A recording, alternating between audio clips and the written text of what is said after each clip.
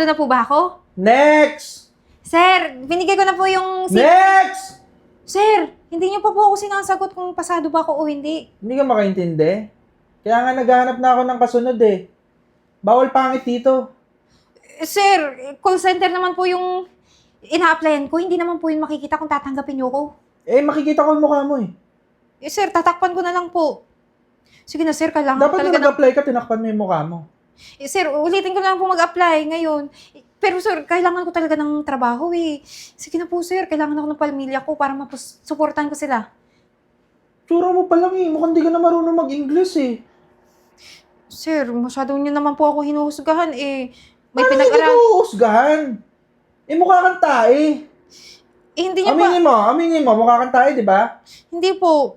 Mukha kang tae. Hindi nga po, mukha lang mushroom talaga. Aminado po ako doon. Pangit naman po talaga ako, sir. Pero hindi naman po yung basihan para maging call center agent ako, di ba? Well, kung sa ibang kumpanya, oo. Pero dito, basihan namin yon. Pangit ka eh. Sir, hindi nyo mga binabasa na maayos yung CV ko eh. Maganda po naman po yung credentials ko. Sa mukha lang po talaga ganito ako. Pero pag nagtrabaho po ako, talagang maayos naman eh. O sige, babasahin ko ha. Sige po, sir. Ah, hindi. Bakit naman po? Andun yung mukha mo sa resume, ang pangit mo. Eh, sir, wala naman po akong magagawa sa mukha ko. Ganito na po talaga eh. Sige na, sir, maawa po kayo sa akin. Hindi ka nakakaawa, yun yung problema eh. Alam mo, kahit British accent ka, kung ganyan yung mukha mo, wag na lang talaga. Eh, sir, kaya ko naman po eh. Kahit Sige nga, mag-English ka nga. Welcome. Ay, hindi talaga. Sige na, umalis ka na. Sir, Umalis ka na! Hindi ka tanggap, bawal pangit dito, alis na! Alis na! kukunin ko muna yung resume ko, sir. Oh, sagutin mo sa sayo. Umalis ka na.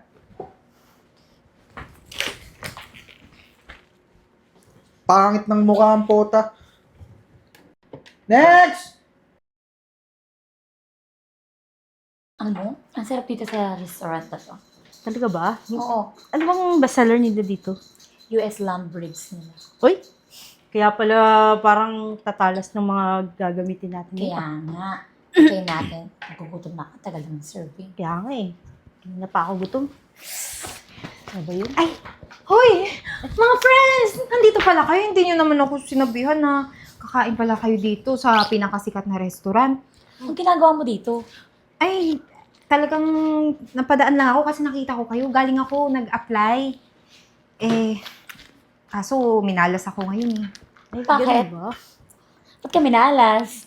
Hindi ako tinanggap eh. Kahit call center agent lang naman yung in-applyan ko dun. Tingnan mo nga naman. Call center agent na nga lang, di pa natatanggap. Alam mo kung bakit? Alam mo kung bakit? Tanungin mo. Bakit? Mukha daw akong tae. Ayun na nga! Ayun na nga! Sabi na nga eh. Wala namang mali doon sa sinabi ng in-applyan mo eh. Sinabi ko naman, amidado ako, mukha akong mushroom. Hindi naman talaga makikita, di ba, pag sa call center. Kasi yung kausap mo nasa telepono naman, pero ayaw pa rin eh. Naku naman. Alam mo, huwag ka na kasi mangarap. Doon ka na lang sa bahay niyo, magtago ka. Huwag ka lalabas. Pangit mo eh. Alam mo, kada may makakasalubong kang tao, parang bangungot sa kanila. Parang ikaw, bangungot ka sa amin ngayon. Alis ka na nga. Ba't nandito ka ba? Alis ka na! Uy, teka Wala ka lang. naman panlibre, di ba? Teka lang, bakit ganyan ako yung magsalita sa akin? Akala ko ba friends tayo? Ba't niyo ako sinasabihang pangit? Akala ko ba maganda ako? Ay, nako naman. Sino man? Kami nagsabi maganda ka? Nananaginip ka yata eh. Alam, parang lasing ata ako na sinabi ako siya maganda siya. Oo nga pala, lasing ka nga pala nun. Eh, ikaw naman kasi, porke nilibre ka lang, parang wala nang bukas eh. Eh ngayon, wala na siyang panlibre. Eh di, FO na tayo. Alam mo yung FO? Siguro ba, alam mo yun, no? Di ka naman tanga, ano?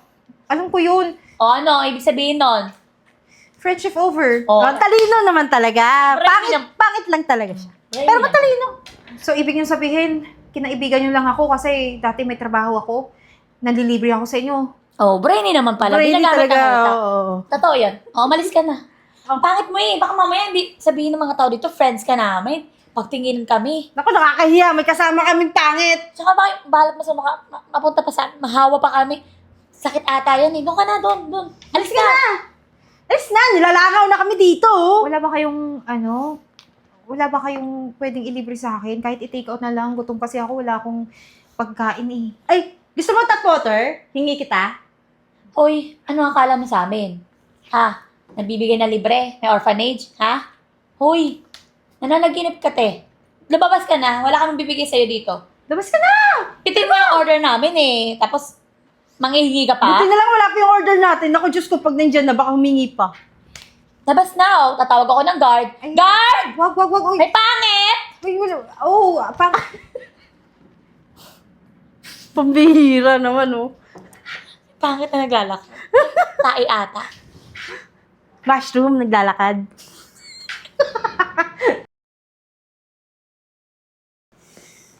Oh, anak, ba't nakakunot na naman yan noo mo? Ma, hindi ako natanggap ulit sa pinag-applyan ko eh. Tapos, nakita ko yung mga kaibigan ko. Pinagtabuyan din ako.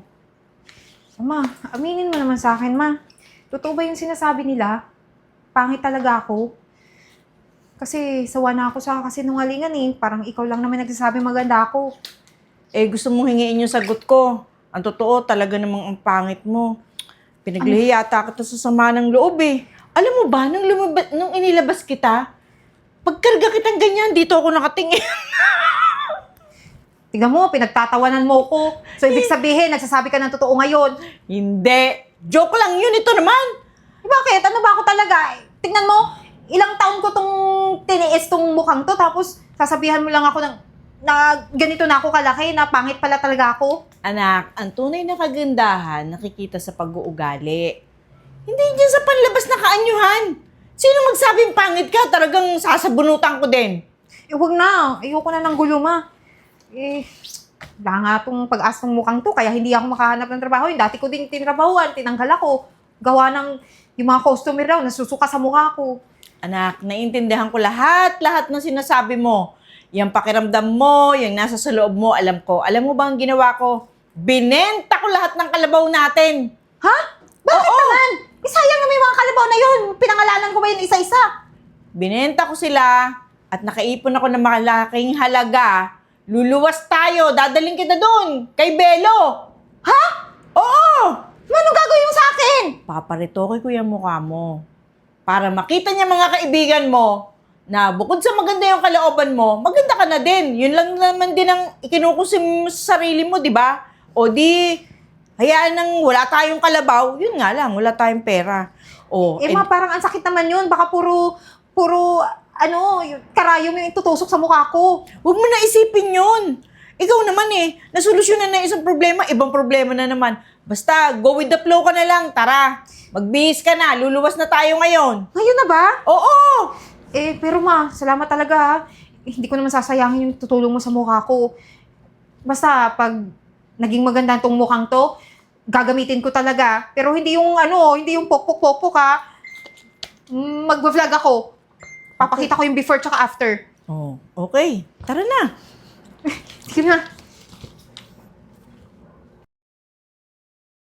Hi guys! Ngayon pala i-introduce ko sa inyo ang tatlong produkto pa natin na dinagdag sa aking Lumina Beauty. Ito ay ang eyeshadow palette, ang illuminating setting spray at ang lip balm tint. Kaya ito, hindi kayo talaga magsisisi guys kung bibilhin nyo to kasi talaga maglo-glow kayo na parang birhe, na parang Diyosa, na parang si Halia. Halia ng Diyosa. Kaya, ano pang hinihintay nyo? Tara na! Order na kayo, check out nyo dyan sa yellow basket ko. Ay, ma! Nandiyan ka pala, ano ka ba? Tingin ka pala. Natutuwa ako sa'yo. Ang laki-laki mong kumita. Ang lakas-lakas ng benta mo. Alam mo ba anak, isa ka sa sikat na vlogger. Di ba, pinakako sa inyo na gagamitin ko tong gandang to. Kaya ito na yun. At tingnan mo naman, ang laki na ng shop ko dahil sa pag-vlog ko. Yes, at hindi ka naman nagkamali. At hindi rin ako nagkamali. Abay, kung ibinenta ko man ang mga kalabaw! Alam mo, yung benta mo sa Kalabaw, naging triple, ma. Tsaka tignan mo, nakapagpatayo na tayo ng bahay. May sarili na tayong poultry farm. Tsaka, dadagdagan ko pa yung negosyo na para sa atin. Wow. Nakakatuwa naman anak ko. Ikaw, ma'am. Nga pala, ba't bis na bis ka? May lakad ka ba? Wala. Sinilip lang kita. Baka kung may time ka naman, para mamasyal tayong dalawa. Sobrang busy mo na kasi anak. Nawala na yata sa'yo yung mga paglayas. Yun talaga, may. Simula na wala yung pangit ko mukha, pati yung balat ko sa mukha, nag-focus na talaga ako, lalo na sa mga beauty products. Kaya ito, pinagmamalaki itong mukhang to. Hindi naman to mukhang hiram. Basta carry na yun. Kung ano man yung sinasabi ko, wag mo nang pansinin. Parang nawawala na ako sa pag-isip. Sige, pagbigyan na lang kita. Para naman maranasan ko ulit yung lumabas na ganito yung mukha ko. Oo naman, tara. O sige na. Sige po. Ma, ako na magtitreat sa'yo ha. Nandito na tayo sa pinakasikat na restaurant at pinakamahal na restaurant sa buong Pilipinas. Kaya wag mo nang tatanggihan to. Nakaupo na tayo. Oo nga, sobrang mahal naman dito. Ba't na hindi pwede naman dun sa banda-banda dun na laang? Ayun, di ba? Okay lang yan. Isang beses lang man to sa isang taon tayo pupunta sa ganito eh. Sabi natin nakikita eh. Order na. Eden? Ikaw ba yan? Kilala ka naman. Uy, ang ganda mo na. Ang ganda mo na. Ang ganda niya talaga. Personal. Salamat po ha. Ano po pala mga pangalan nyo? Followers ko po ba kayo? Hindi mo kami kilala? Ako si Arian. Ito si Ibet. Best friend mo. Kaibigan mo. Ha? Kaibigan mo. Teka lang, kayo ba talaga yan? Ay, oo, kami to. Naku naman. Ano ba nangyari sa mga mukha nyo? Bakit nagkaganyan? Parang hindi ganyan yung mukha nyo dati. Naka-accident kasi kami. Ito lang nasalba sa mukha namin. Tapos, wala pang tumatanggap na trabaho sa amin kasi nakakasura doon pagmumukha namin. Oo nga Oo. din. Baka naman may pwede kang i-offer sa aming trabaho dyan. Sige na. Oo nga, o kaya, baka naman, unting ambag lang po, pang retoke po. Mabalik lang dati namin tsura. Sa tingin nyo, maaawa ko sa inyo? Yun na nga, hingin na nga kami ng sorry. Diba? Alam mo yun? Sorry na. Alam niyo, nakakatawa talaga yung mga pagmumukha nyo. Tapos, gusto nyo pang manghingi sa akin ng pang-ambag sa pagpaparitoke nyo? Ang kakapal naman ng mga mukha nyo. Hindi na kayo nahiya sa akin. Sikat na ako ngayon. Kaya pwede ba? Umalis kayo. Kasi simula nung naging maganda ako, hindi na ako nangingaibigan ng mga katulad nyo. Lalo na yung ugali nyo na ganyan. Tapos ngayon, pasisisisi kayo. Hindi ako naniniwala, mga plastic kayong kaibigan. Hindi. Nagbago na talaga kami. Alam na namin yung pakiramdam ng nilalait, na pangit ka, na mukha kaming tae, ganun. Ngayon, Oo, sorry naman din. bumaliktad na. Para kang rocker na nasagasaan ng dump truck. Tapos ikaw naman, para kang may cancer na nakawig. Ang papangit niyo, pwede ba naaalibadbaran ako? Umalis na kayo kasi date namin ng mama ko. Kaya kami nandito. Hindi para makihalubilo sa mga katulad nyo na inaaksaya yung panahon namin. Pero anak, huwag mo naman sila pagsalitaan ng ganun. Alam mo, yung mga ginawa nila sa'yo, alam ko yun, nasasaktan din ako yun. Siyempre, nanay mo ko.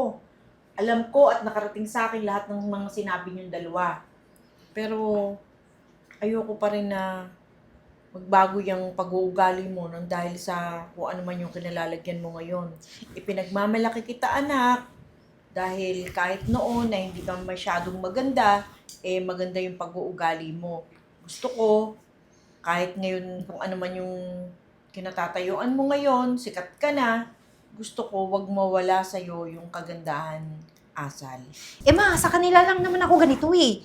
Kasi binabalik ko lang ano yung mga sinabi nila sa akin dati na masasakit. O ngayon, naramdaman nyo na. Alam naman namin yun eh. Naiintindihan naman namin. Tsaka talagang humihingi talaga kami ng sinserong sorry sa'yo. At saka, yun sa sitwasyon nila, alam na nila yung gusto mong sabihin. Yung mga pagsasalita noon nila at panlalait sa'yo, ayan na nga di ba? Naramdaman na nila na nagkaganyan sila. Kaya alam na nila yung gusto mong sabihin. Huwag mo na silang laitin. Oo nga. Tsaka, ayaw ni Lord ng masama ugali, diba? Oo nga naman. Sorry na din. Naramdaman naman namin anong naramdaman mo dati. Siguro sapat na talaga na hindi ka na magalit sa amin. Tsaka, di ba, sikat na influencer ka na. Anong sasabihin ng mga fans mo pag ginawa mo sa iba yung ayaw gawin sa'yo? Di ba? Huwag mo na pa konsensyahin. Siya. Ingay-ingay nyo, dami yung sinabi. Konti lang naman sa akin sana, di ba? Okay. Tinatanggap ko na yung sorry nyo. Ang totoo niyan, nangangailangan pa ako ng mga staff ko doon sa shop ko. Tama. Alam ko naman na masipag din kayo, kaya naisipan ko, total wala naman kayong trabaho, kayo na lang ipasok ko doon. Ay, naku, maraming salamat talaga. Gusto namin yan. Promise, hindi ka mapapaya sa amin. Eh, paano yan? Pero medyo sira-sira na itong mukha namin paano namin i-introduce yung product mo? Sa ngayon, hindi muna kayo magpapakita sa screen. Doon muna kayo sa back office magtrabaho. Kung talagang huhusayan nyo yung pagtatrabaho sa company ko, tutulungan ko kayong maparitoke. Para naman bumalik na yung dati yung itsura, ang gaganda nyo kaya Oh, dati. thank you, Eden ha. Talagang, Sama kayo dito sa amin kumain. Maraming salamat po. talaga po, nakakahiya naman po. Okay lang po yun. Wag na po, Binigyan niyo na okay po lang kami na. ng trabaho ni Arian Hindi, okay lang talaga. Ano ba, wag na kayo mahiya. Wag na. Magiging Ako, mabaho pa naman po Sikat na kami. influencer ka, tapos kami kasama mo. Opo, Mapapaya baka ako. Okay langawin na. kayo dyan Naku, wag na nga kayong mahiya kasi simula bukas, magkakasama na tayo sa isang company. Kaya tara na. Sige na, chibog na tayo. Tara, Total, nagugutom na rin ako Dito kayo.